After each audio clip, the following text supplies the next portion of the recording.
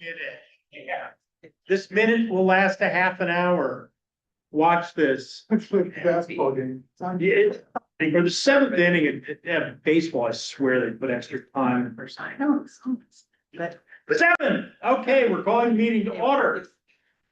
Katie, could you call the roll? absolutely. Christy Bongart, here. Maxwell Alford, Present. Brian Almquist, Here. Gary Helfrich, I'm here. Don McDaniel. Here. Somebody want to approve the agenda? I will approve the agenda. Is there a second? I will second. All in favor? Aye. Does anybody need to abstain from anything on this evening's agenda? Okay, great. Then we'll move down to public comment. This is when members of the public can address the board on items not appearing on this evening's agenda. Please limit your comments to 3 minutes and identify yourself for the record. Is there any public? Yeah, comment? I'd like to just real quick. Okay. My name is Patrick Cox. I'm well, I've been up here my entire life. However, I retired up here full time now. So I've been living in Meeker off and on for 66 years. So I've been down in the watering hole and all that was there, the swimming hole and all that was great. So great memories here. Now I'm up here full time. So you guys are stuck with me. But anyway, I did tell Katie came down and helped me with my issue, which was fantastic. I'm going to keep it brief. But if there is an opening on the board, I would be somewhat interested in possibly throwing my hat in that ring. I'm currently on a board of directors for the San Francisco Federal Credit Union. It's a very, very serious board. I'm a little surprised you didn't approve the minutes from the last meeting. Because that's usually what we do. We're not there yet. Oh, that's how I see it. Okay, I'm sorry. Anyway, thank you very much. My name is Pat Cox. I live over on Sylvania down from Jerry's. I just wanted to say hi to all of the folks. Let my name be known. Okay, excellent. Happy to have you here. I've got it on my iPad. It's okay. Okay, we'll now close the floor to, seeing none, we're going to close the floor to public comment and move down to our consent agenda. And the first thing is the approval of the minutes of March 17th, 2026. Are there any corrections, additions, motion to approve? I move that we approve the minutes from last month's meeting. Okay, Second. all in favor? Aye. Payment of claims, Victoria. Okay, our claims are more or less the same as we've had in previous months. The total amount is $30,374.14. Not no new vendors. And that is allocated between the two funds, the rec and park and the water fund. The water fund taking majority of that amount, 27,206.09, and 3,168.05 goes to the rec and park fund. Unless there are any other questions, that's it. Board members have questions for Victoria, and this is simple month, it looks like. Yeah. Yes, nothing new. Okay, I move that we pay our bills. I will second that. All in favor? Aye. Okay, great. Financial and administrative reports. Okay, the good news is that we did get our tax revenues deposited in our accounts. That happened, I think, on Monday, a total of $105,833.76. It's not reflected on what you have in front of you, the reports, because it came in yesterday and we prepared these reports last week. So, having said that, it means that our revenues for both the funds will go up at least $50,000 if we divide it by that amount of 105 by 2. But other than that, we are under budget with all our expenses for both the funds, and as you saw with the warrants, really there wasn't much to send our actual versus budget over the edge. So unless there are really any questions, I think we are doing well.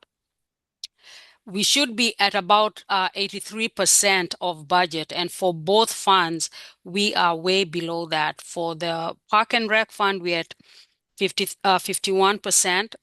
And for the water fund, we are at 70%. So we are doing well. Any questions for Victoria? Katie, do you have stuff for us? Sure do. Let's see, the BNR estimate for the tanks has been received, the Morelli tank recoding.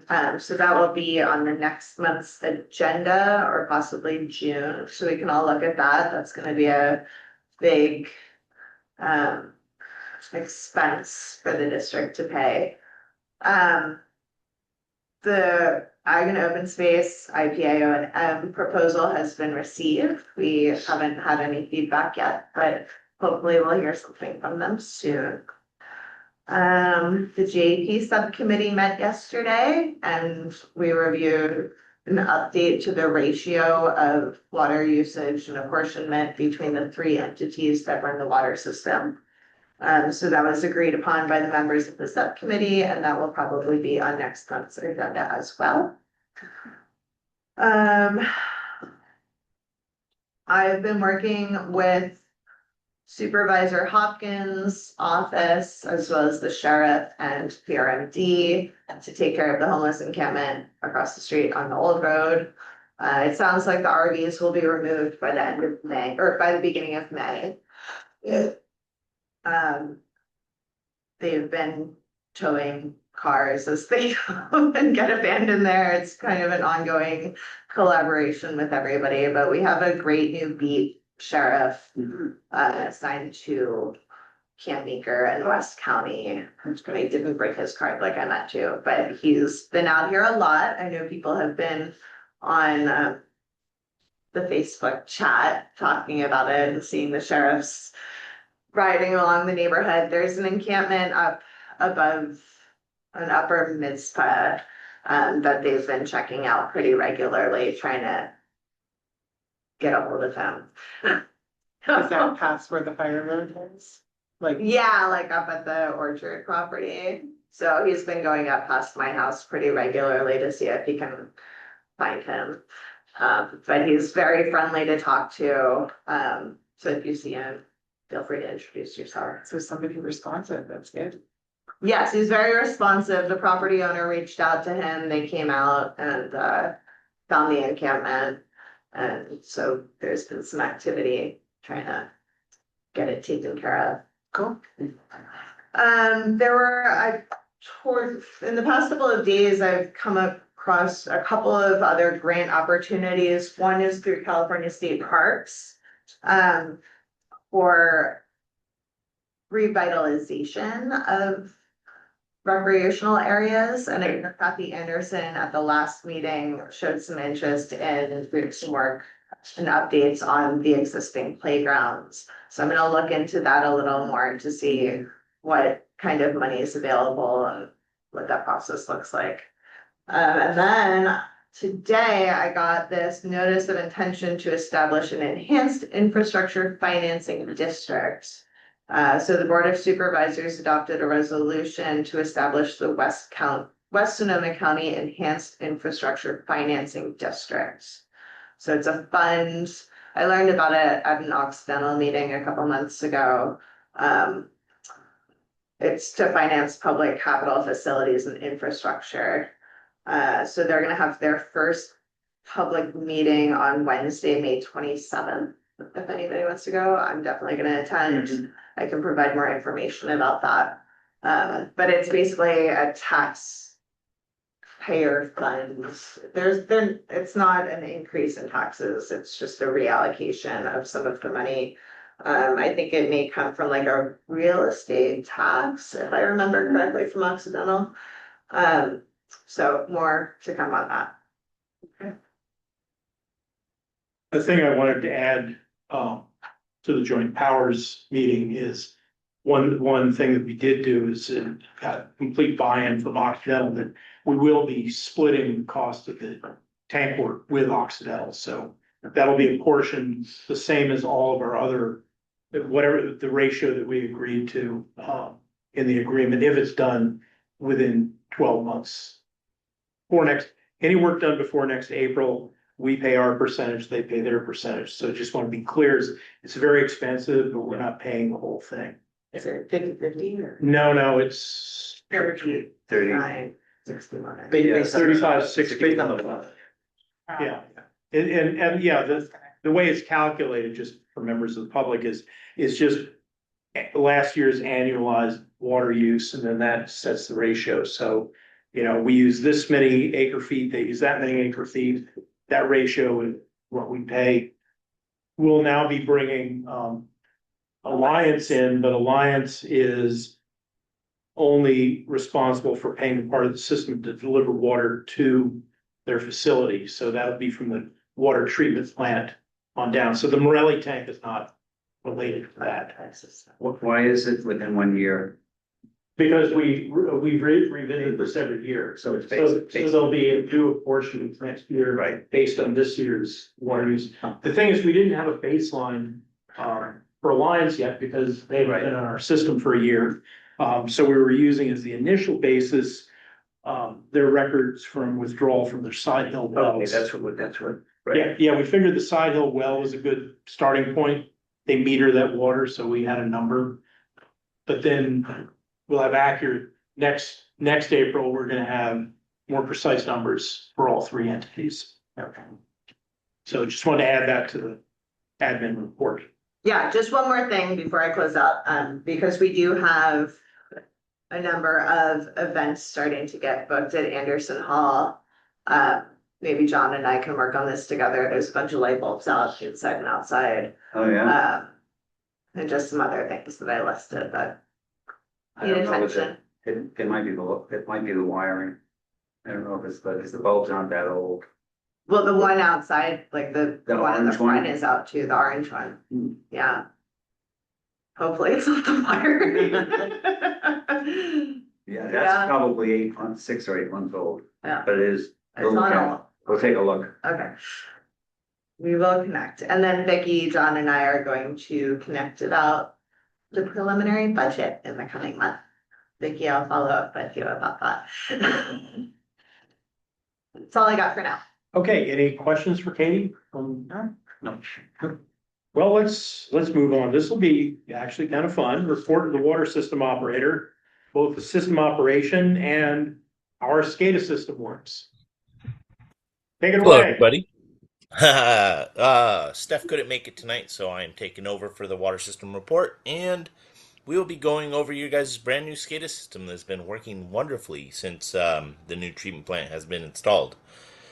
As far as the water system has been going, water usage has been pretty normal. I don't see anything crazy usage-wise. Last week on Friday, we had an incident in the water system off of Knob where a tree was fallen and smashed one of the meter boxes and destroyed a service and customer line. We were able to come out and get the meter back hooked up on Friday afternoon, and over the weekend the customer was able to reconnect the temporary line, but we'll see some loss next month from that. It was a pretty good, service line break that was going for probably a half hour before we got there. So that was really the only downside of this last month. Over the last month, we had a system tour with a couple of the board members, so they got to see all the facilities that are in the Camp Meeker Water District. And I think they had fun. I showed them pretty much everything. We had a nice little tour around the system. And yeah, that's pretty much it. I don't know what Steph usually goes over. Do you guys have any questions about the water system or anything with that? Or should I get into the SCADA demonstration? Any questions from board members? Because I have one it looks like, wish I could run, the A-frame house that got rebuilt on Montgomery is Mhm. reconnected to the system and appears to have miniature backflow preventer that's almost in the street. Do you know about this? I haven't Thank you, seen it it can be personally. hit. I have not seen that backflow prevention device. Um, Personally, I haven't seen any pictures of it. I will put that on the things to do tomorrow to go drive by and see it. The contractor contacted us and asked about the location of that backflow prevention device. And we gave him some recommendations, but I never heard back from it. But they were to install a backflow prevention device because of new fire sprinkler requirements. And if it looks like a hazard, then we'll ask the contractor to install a bollard or some kind of protection for it. But at the end of the day, that part of plumbing is all on the customer side of the meter, so it's their responsibility. But I am aware of that, but I have not seen the physical installation of it. There's two things. One is, it looks like it's actually in the public right of way. And the second is it's on the inside of a 90-degree corner. And the UPS and the FedEx trucks always drag their back wheels around that corner. So where it is, literally, I don't think you could get one of the bigger UPS vans around the corner. Propane So truck, fire truck, any all of those, those. any of the service truck, the garbage truck may hit it tomorrow. Okay. Um, I'll come out and look at it tomorrow. And does it look like the contractor's there a lot? Yeah, he's usually there once a day. Okay. I would say. I'll look at it, and if I need to, I'll leave a note on the door. We have a little sticky note that says Russian Utility, and see if I can get a hold of them. But yeah, I'll go check that out. I'm making a note of it right now. Okay. Any Check other 70. questions on our systems operation? We can get to the cool part of this. All Explain to us what SCADA is, why it's wonderful, and how it works. right. So, SCADA is Supervisory Control and Data Acquisition. It's an acronym for something that has been in the water system wording forever. It essentially is a remote control and monitoring device that we use in the water systems to operate the water systems. It gives us kind of a feel of the whole water system. With all these things, we can see and watch pretty much everything. So let me get this going. And I think I fixed it. But this is essentially your guys' complete water system. I don't know if you guys can see it all. Zoom in a bit. Okay, zoom in a bit. Okay. And more? Oh, more. One more. All right. So, Okay, good. I Oh, think yeah. Everything so here is. Yeah, so I would think, yeah. yeah, so this is I'm going to see if I can make this smaller. Can I make this smaller? I make that smaller. This is your guys' water system on a web page. You guys have two wells in Monterey. Oops. That can you see my mouse at all? I'm new to this Yeah. screen. So these two wells are in Occidental, or I mean in Monterey. That's where you guys' wells are. We have 2 meters down there that show us how much water we pump out of the ground and what the flow rate is, and I can see both of those numbers. We have a turbidity reading for when the wells are running. It shows negative when it's not running. What the pressure is at the well site, that will tell us if there's a leak in the water main or if something's kind of funky. So we put those in, and then this kind of drop down is kind of the separation. And then everything from here over to roughly these two pressure sensors is all the new treatment plant that you have installed. Up at the treatment plant, we have 3 different tanks. Raw tank 1, this is raw water.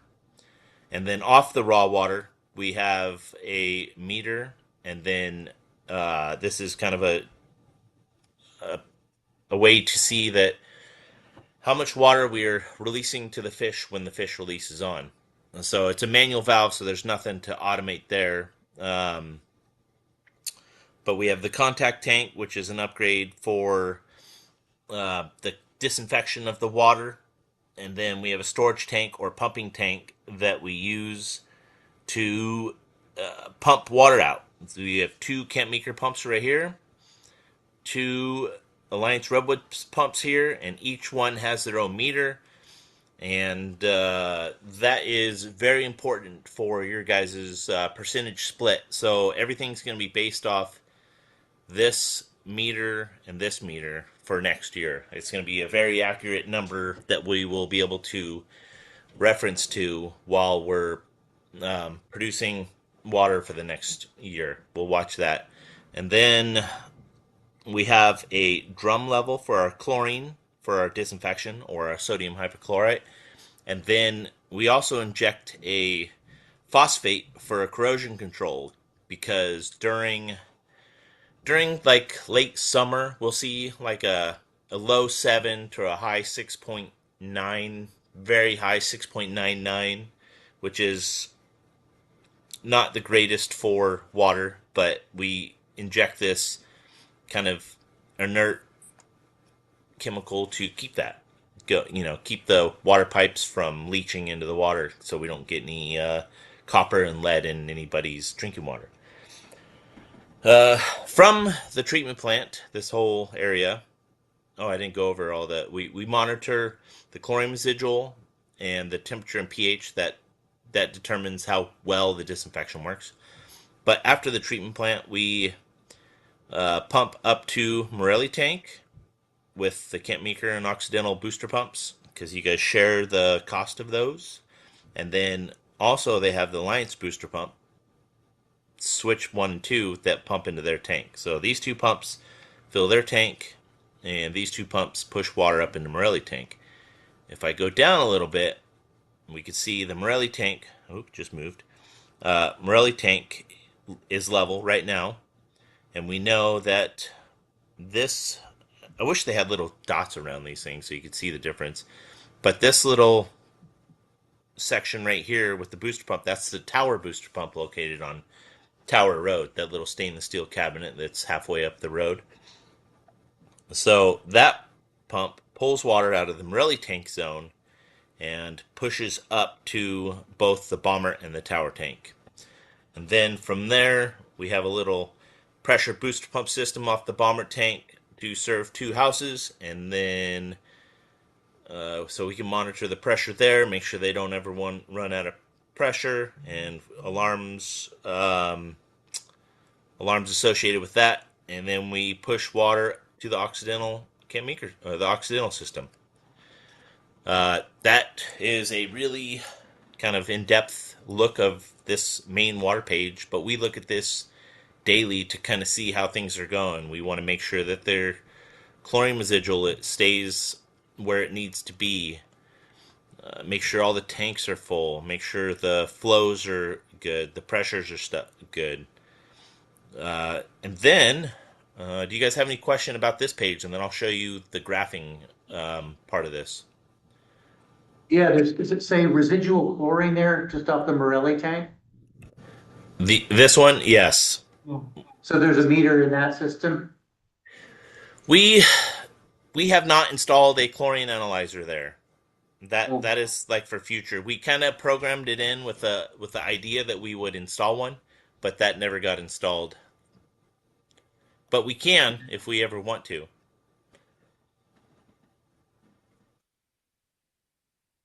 All right. So Any others at this point?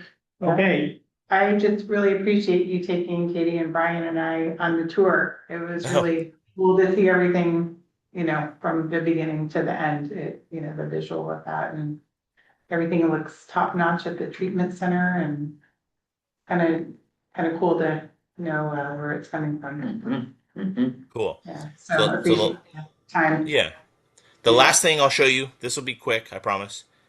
With all this information that we're getting, it records it every minute, and we get graphs out of it. So in the charts, we can go down to water tank levels, and it gives us kind of a graph of what is everything was going on, and I wanted to show you guys like on. We'll look at tower and bomber tank, so I'll get rid of that.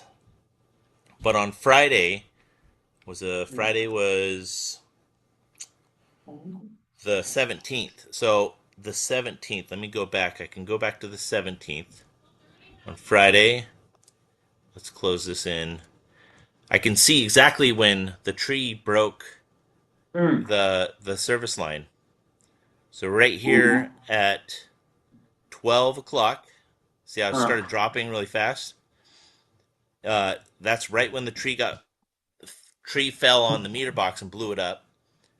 And then we stopped it at 3:10 is by the time was it 3?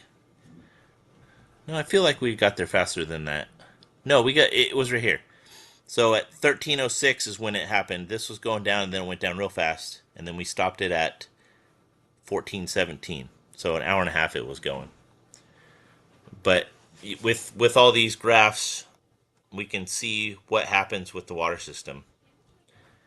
And we have the alarm set up to all the levels.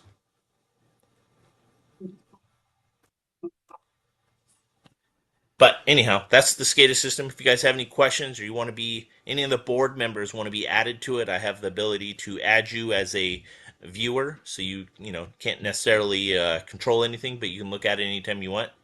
Just send RRU an email and we'll get you added tomorrow.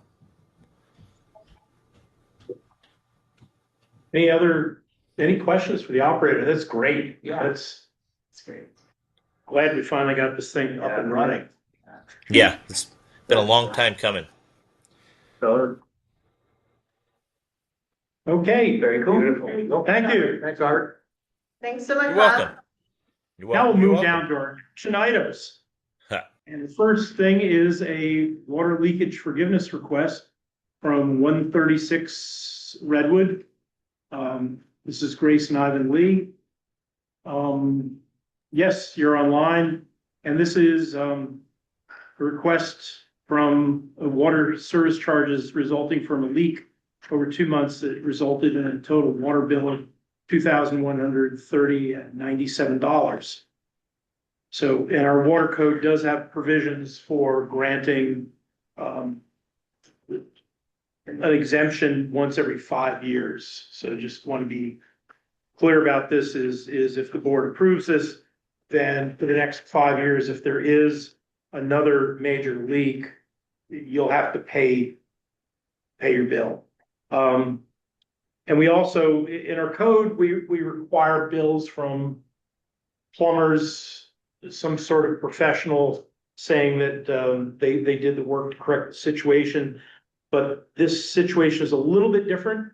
So I'm going to let Grace, I think, give us a quick explanation of what's going on here. Thank you. Can I talk now? Oh, yeah, go ahead. Thank you. We couldn't figure out what caused that leakage. What we guess or what we conjecture as a conjecture, there are different people or animals that can access the faucet. In the past, there were different people walking down our property, and I don't know if someone just need to have a drink of water and turn it on and forgot to turn it back down.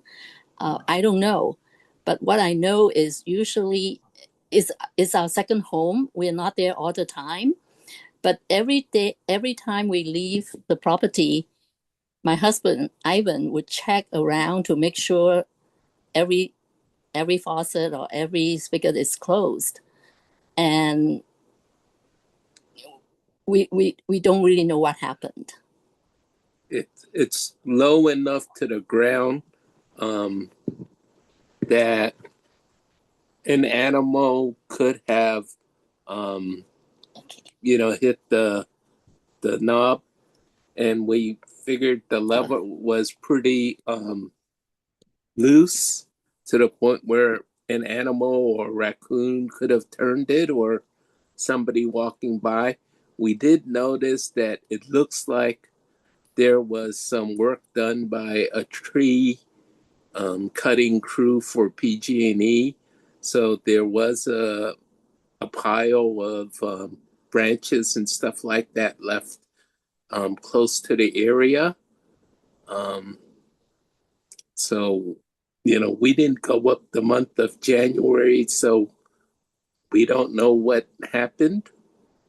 Yeah, we went up in February, the second week in February, but we didn't notice that leak. Well, it was already turned off. Yeah, The thanks to Corey. yeah. So So there wasn't really a repair to be made in this case. Well, we turned off the valve Right. because the spigot it's within 8 to 12 inches off the ground, and we don't use it for anything. It's the back corner of the lot and everything. And so, the next time we go up, we're gonna take out that valve and replace it with a new one that's harder to turn. I think Corey had mentioned putting in a gate valve or valve. something like that. Yep. Instead of a easy to turn spigot. So we're either going to do that or cap it. Yeah. We're going up tomorrow. So yeah, that's what we intend to do. For the time being, he actually shut down the water. I shut the water off at the gate valve that feeds the system. Okay, we'll bring it back to the board for deliberation. Any thoughts on this? It's a little unusual because it doesn't fit tightly into our code. Yeah. I'm just wondering if it's, a person or something in the future that you could prevent. Is there some kind of, enclosure that can be locked or something around it? Since you're not there all the time, just to protect that, from being accessed by a person who is a person. Yes. That's why we were thinking of just capping it, putting a plug in place of the spigot. That would suffice as a remedial action. Yeah. Yeah, I mean, that's what I was thinking, is that there would be then a receipt, A document. a document that, and appreciate you joining and definitely having been someone who's had that same situation where there's a leak and a big bill. It seems like that could be, that would qualify. I think if you could give us documentation of either the capping of it or the lock of something, some action's been taken, then we could move forward. Okay. We can take a picture, and can we take a picture of We'll what? take a picture of it, and we'll also the receipt from Lowe's. Yeah. I mean, one question I would have, just so we don't need to bring it back, is can we approve it pending? I was going to. Okay, great. Just talking about, Perfect. that we now you also understand that the credit is for the pumping cost. So your credit will be $1,995.76. So it's not complete forgiveness, but Okay. Yes. the pumping costs are credited. Yeah. So it's the majority of the cost. Vast. And Thank if you. if it happens in a year, you'll just have to pay it. So that said, I would move that we approve the credit subject to the applicant just presenting evidence to Russian River Utility that this faucet has been either secured or disconnected. I will second that. Okay, all in favor? Aye. Thank Okay, you. Great. Thank you. Thank you. Thank Good to you. go? So we can leave now? Thank you. You're welcome to stay like always. Okay. It's just gonna get more exciting. I'll stay. Thanks so much. Yeah, I feel included. Great. Thank you. And we're glad that you are. Next is tree safety concern at 86 Sylvania. This is PG&E trimmed a tree presumed to be on our property. remove branches, cause it to lean towards a nearby home. PG&E says that they're not responsible. Surprise. Yeah. And the homeowner, Mr. Cox, is requesting guidance and proper possible CM Record Park District evaluation. The initial thing I'd offer is, let's say the same thing we always do in these circumstances is we would give the homeowner permission to remove the tree if they feel that the tree is unsafe or dangerous or has been, and then they can take whatever action against PG&E they want to and try and recover their costs associated with removing the tree. Yeah. But I would think that's the district's response, my feeling is should be consistent with our responses in the past, which is the cost is on the property owner. On the property owner desires to remove the tree, but we'll give them permission to remove it. Yeah, which was communicated. There's an update, Yeah. that was communicated, Mhm. but Yeah, what's the update? Well, that was PG&E, just, yeah, the guy who did the whole thing. Okay. Photo of it, show you guys real quick. I don't want to trip over the cords. But I slide it back and forth. Sure, right. But there's, my house is, that one there. They cut that whole side of the tree off and now it's just going like, So it's slowly going towards my house. They came out Monday and Katie was there with them and the guy finally goes, we'll take it out. Okay. So I wasn't gonna come tonight, but I figured it'd be nice to meet you guys. Hey, if they're gonna take it out. Yeah, I was like, this is stat, because this is the third PG&E guy, and first guys were like, no, I go, you guys butchered the whole side of that one tree, and now it's got nowhere else to go. Right. So the guy finally, he was a real great guy. It's funny, everybody hates Congratulations, you PG&E. on a win with. Yeah, I know. Sure, yeah. Thank you. But it was funny, the PG&E, I go, everybody hates PG&E, but I go, everybody I've met with you guys is great. And he goes, I hate PG&E too, and I work for it. Anyway, thank you, I appreciate it. So, Yeah, appreciate it, but thanks you, Katie, and thank you, board. Yeah, thank you, Katie. yeah, so we actually have a great contact at PG&E. Okay, You're good. pretty good. oh, good, because we've got more. Yeah. So pretty fun. So if I have comments about other situations here, just submit them to the board to be reviewed, I'm assuming. If it's something within our purview. Well, I mean, one of the things I've lived here, like I've been up here my entire life, and the county used to come by and clean out the troughs on the street, the culverts. They haven't done it in 40 years. And there's trees growing in them now. I actually repaired in front of my house. I had a real culvert put in and had it all done with the contractor. Cost me lots of money, but it's not just the whole street screwed up. County came up and paved Morelli beautifully and left our little street Sylvania, which is like 170 feet long. They didn't go near it. And it's like, anyway, it's very frustrating to see all that work done and go right by us and say, see you later. Yeah. And our roads it's literally, cars are parked everywhere. It's roads falling apart on each side and the trough there is it's dangerous. I spent thousands to fix the front of my house up, but I know people, they don't have that kind of money to do it. Yeah. So I get it. So, That I think, working with Sonoma County Public Infrastructure to get it on, they've kind of changed in terms of road maintenance, and the problem is that their backlog is oh my so God. enormous. And they'll put a road in the system. And there's some because Morelli, before it got repaved, was essentially almost a dirt road further up. I mean, Yeah. but it was a long road that served dozens and dozens of Oh, property absolutely. owners. So that got kind of an elevated priority, but their pavement preservation program is an ongoing thing. So I'd really encourage you to contact SPI, Sonoma Okay. Public Infrastructure, and send them some pictures and make a case. Yeah. Because public works, we're supposed to call them SPI, they're not public works anymore. But they finally recognize that preventative maintenance is better than waiting for something to fail. But the road's falling, it's deteriorating. But I mean, the point is, Yeah. they've changed their philosophy on road maintenance and talk to them while there's So what's the name of the Sonoma Public Infrastructure. Yeah, and I would say it's been kind of amazing to see. I mean, Kristen, you've been very successful at Yeah, getting stuff done there's near us. And yeah. just this morning, I saw them on the old road. Yeah, they're very responsive. Repairing patches. It's Yeah. very interesting. It can take a while, and there's an app and it's had different variations, Okay. and I put in requests, and Yeah. And they've gotten canceled and I've had to re-put them in, and then I had to email Linda Hopkins because I'm getting a response. It took a while, Yeah. but I'm sorry, I don't want to delay you guys. You got. No, this is agenda. what we're here for. SoCo Connect. Okay. You have a cell phone and you can go into your app store and find it. Okay. And it's really easy. You Yeah. download it, it'll have start request, and then it'll walk you Yeah, through. but as I said, the county used to come by every 5 years or so and just clean out the troughs on the side of the road, and now they got trees growing out of them, and it's a mess. Yeah.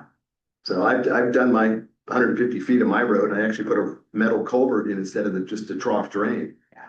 And neighbors love it because they can drive over it and everything now. Yeah. But yeah. Wow.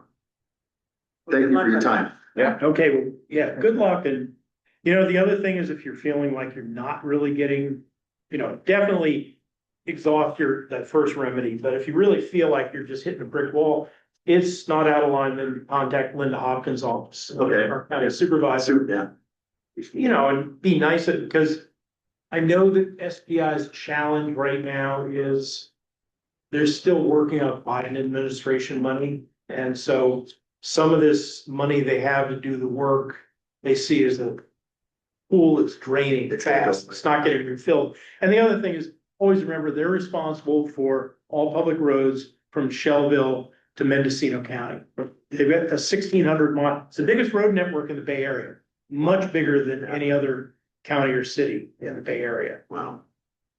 And they don't get much money, and Metropolitan Transportation Commission in the past has not been very responsive to seeing that Sonoma County has the same needs as the urbanized parts of the Bay Area. So money hasn't been programmed here. There's a lot, just saying, there's a lot going on behind the scenes, but they really want to do it. So be supportive and positive. And I'm retired from the city and county of San Francisco. I worked for them. The park and rec department of city and county.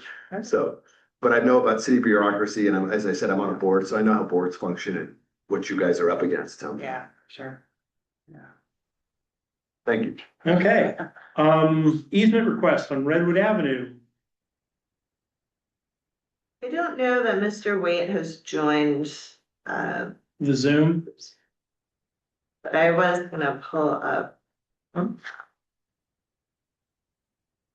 It doesn't look like he is participating. I think this is because this would involve part of the conservation easement area.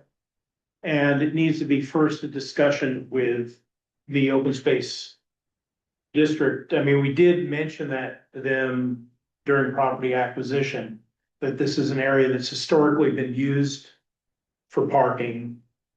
But it's historically been used also for vehicle storage, for projects, for firewood, for all kinds of things. Vehicle maintenance, it's like. Yes, and so I think what we as a board should do, my recommendation is, rather than respond to this individual request, contact open space,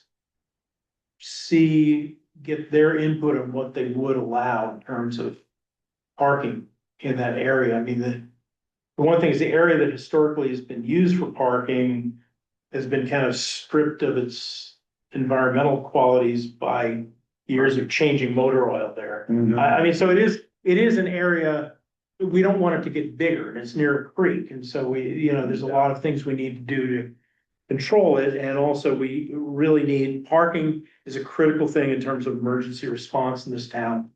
So helping people get their registered motor vehicles off the road is great.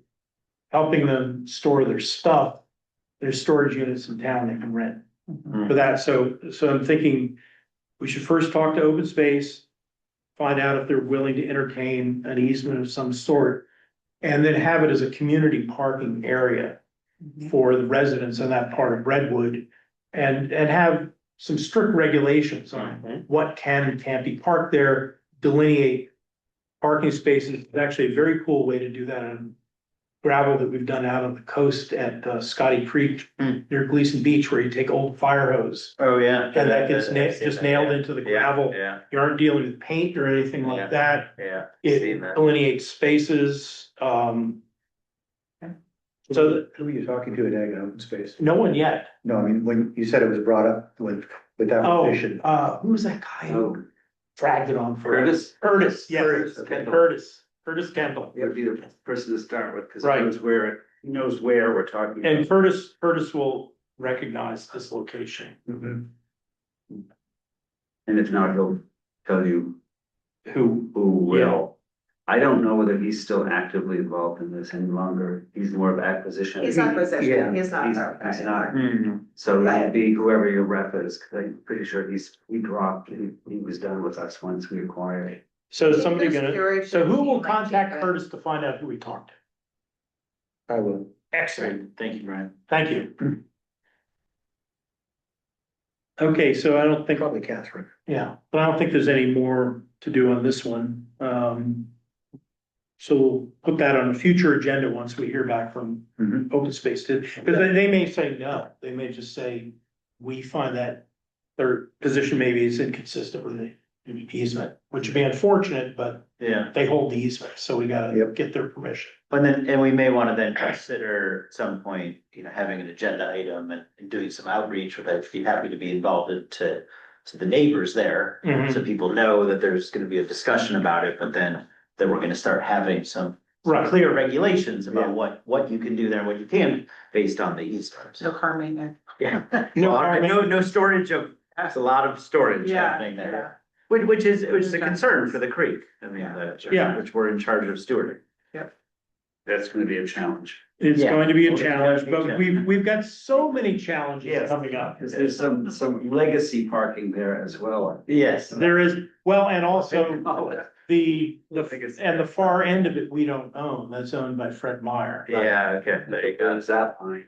Well, more to come on that. Well, Yeah. that's item D, we can determine where that line is. Yes. So item D is a request, because we've discussed this several times in past meetings, is to have a surveyor of record, have a surveyor that we can call up when, and this is more than just knowing where property boundaries are. This is understanding titles, understanding legal descriptions, and also doing historic research on some of the easements that are mentioned in our deeds, but they're not really accurately delineated. So I think it'd be, and when people periodically come up with requests, either lot line adjust or purchase Mhm. vacant parcels that are not inside the conservation easement, or another thing we're gonna need a surveyor for is when we establish that buffer easement around the outside of town where property owners can maintain defensible space, we need a surveyor to draw that line. What's that line, the 100 feet? The 100 foot, yeah. 100 feet from the property. Right. From the person's property. Individual. Yeah. And figure who it's in favor of and all that. Anyhow, there's, I guess I don't have to justify why we need a surveyor. Brian, take it away. I Yeah, didn't mean to steal that from you. you got it. Yeah, I think having somebody on board would be great. I've developed a good working relationship with him. Pretty much all of his work would be under the $75,000 threshold for competitive bidding. That's the right number, isn't it, Katie? Yes. Yes. Okay. And does he have to register with the state or anything for it to be applicable to him or to them? I will look into that. Pardon? I'll look into it. Okay. I know that came up with trash talkers. So I don't think there's a good reason not to bring Carlson aboard. He's done tons of work for Yeah. St. Dorothy's. Knows this land like nobody else. Well, he did the certificates of compliance that basically describe the property that we acquired, so. He did all the research back to the timber patents that Meeker acquired. Yeah. So that's helpful too, because it should streamline his work, that he already knows all this stuff. Yeah, because rates are competitive and he's already done the work. Yeah, so he can charge again for work he's already, but that's And okay. then we've made a contact for anyone who would like to have the surveying done. Yeah. Correct. No. That's our approved vendor. Yeah. He did the work for Lynn. Mhm. So you might as well charge someone else to. Yeah. Again. Yep. I mean, they can choose someone else, but that, because a lot of times somebody will say, oh, you said hire a surveyor, I don't even know where you Right. find them, Right. and anyhow, The one we use is this guy. Yeah. he's good. Makes a lot of sense to me. I will motion that we approve confirmation of Ray Carlson Associates as our surveyor of record. I'll second. All in favor? I, Excellent, now we have a surveyor. Need an attorney. I didn't say that. Draft purchasing policy. so I participated in a webinar a couple of weeks ago that was sponsored by the California Special District Association, presented by one of their lawyers. And it turns out that there's a government code, section 54202, that requires local agencies adopt policies and procedures for purchasing supplies and equipment. And we don't seem to have one. They were mentioning that without a purchasing policy in place, contracts that haven't been explicitly approved by the board are void, which can lead to litigation. Most agencies also include services in these policies, just to have a single, simple policy in place. In the packet here, I took the template that was provided by the Special District Association and just modified the verbiage a little bit to have us in there. And I also cut the amount by 2/3 because it's just their default was 15,000 as the cap, which seemed a lot higher than we would need. But if there's any other edits. In here, didn't it? Yeah. One that says draft all over it. Yeah, at the very end. I think that for the most part, we're compliant in our practices. We just don't actually have a policy that. Yes, yeah. So, Right. because we do approve every warrants. And we never spend any money. But I think that this draft pretty much covered it because anything that's major that's done through Russian River Utilities that we spend as part of a contract. Right. So it's covered through that. And probably to some degree, the same with Carlson as a contractor might be covered under that. But. Right, and those contracts would also be under kind of the limit. Right. So we wouldn't have to put them up for bid, yeah. But I think it's. Yep. I would move that we approve adopting the purchasing policy as written. I will second. Okay, all in favor? Aye. Excellent. I got one more on here. You do. Yeah. All right, the top O mitzvah. Yeah, there's a PG&E meter way up at the top, at the Orchard property. And I was up there looking at it and talking to PG&E about it just because of the encampment and was concerned that they were plugging in and getting electricity that we were paying for. PG&E said that there is nobody who has responsibility for that meter. I would suggest that we assume responsibility for that meter because that's potentially a really great place both for a venue to have events up there for the community, but also it'd be a great place to put storage and what did I write down here? This is why I write stuff down. A storage area and workshop for the park. Yeah. And we'd want power for that. Forest work. Yep. And my concern is that the folks who have that 2-acre lot up there would call PG&E and they would just move the meter onto their parcel. In which case we would have to pay for a new meter and potentially have to pay for an upgrade to the transformer. Is it the one on the right-hand side? There's a box down below it. It's all turned off at the moment. Yeah, but is that, I guess, still needed? That's a sub panel, and it's a really big sub panel. Yeah. It looks way bigger than what the main would actually support. But everything's turned off. I have not gone and yanked all of the breakers out, but it seems like that's not necessary. I think it's turned off at the moment.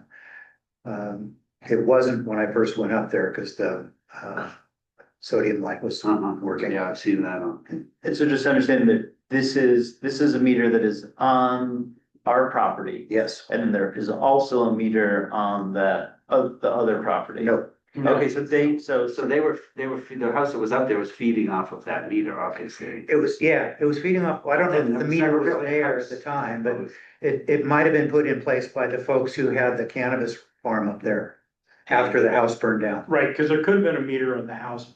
that Okay, burned down. oh, right. Yeah. Uh-huh.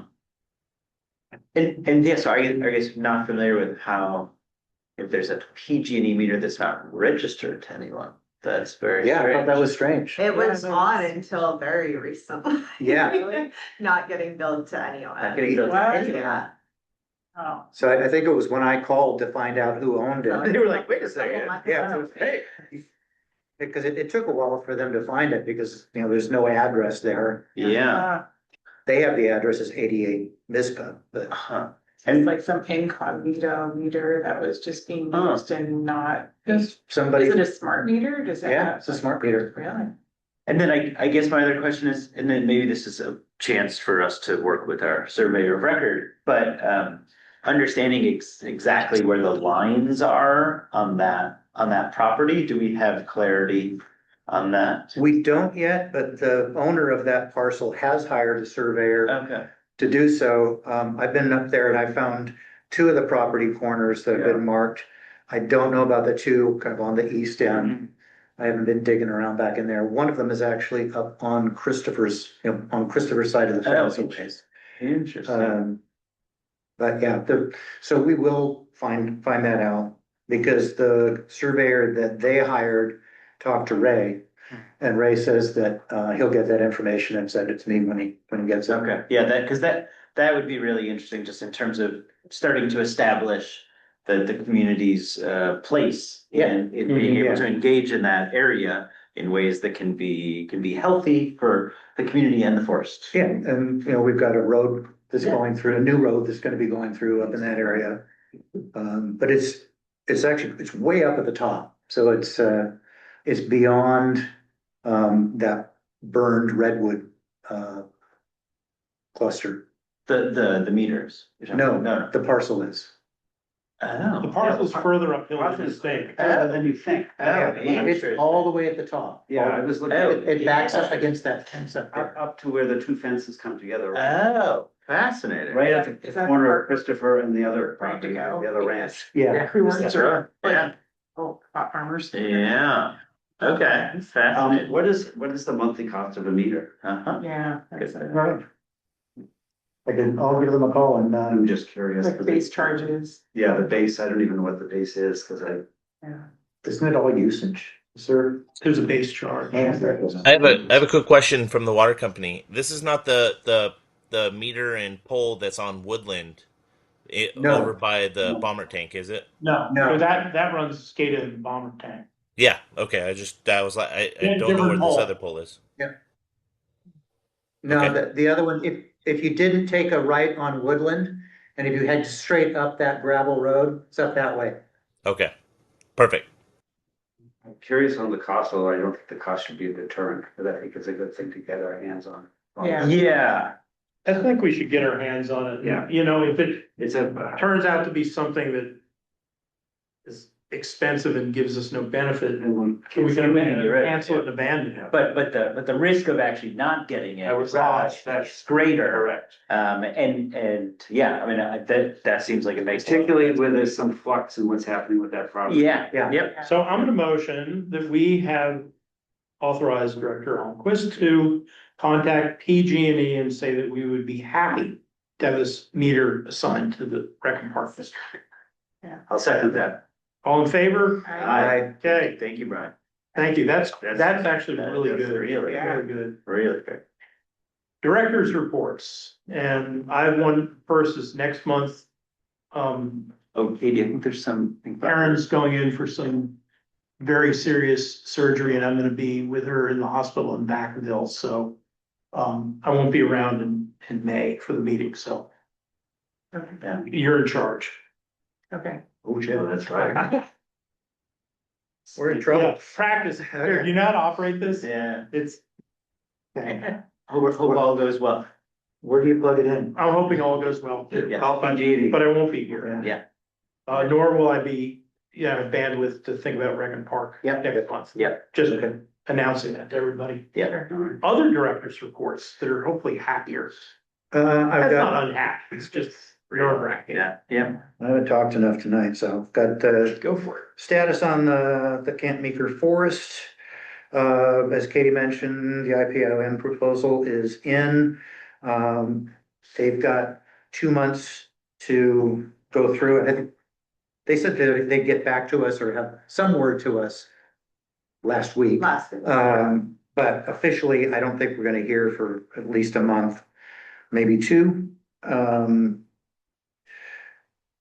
I've been talking to, put requests into 4 different groups, to get consulting for CEQA and other permitting and compliance. Heard back from 3 of them, among them, I didn't write down who it was, anyway. Oh, yeah, here it is, permitting compliance from Goldridge RCD, Environmental Resource Solutions, and WRA Environmental Consultants. So I think we should get somebody good, because we don't have anybody that I know of knows the ins and outs of CEQA and the water district and water boards. So we need some help for that. Signs are up at all of the park entrances, gates, chains are in place, at the Tower Fire Road, the Tower Trail, and the Hampton Fire Road. I'm hoping that the ground has been softened up enough by these recent rains that I can start getting the post placed in the next couple of weeks.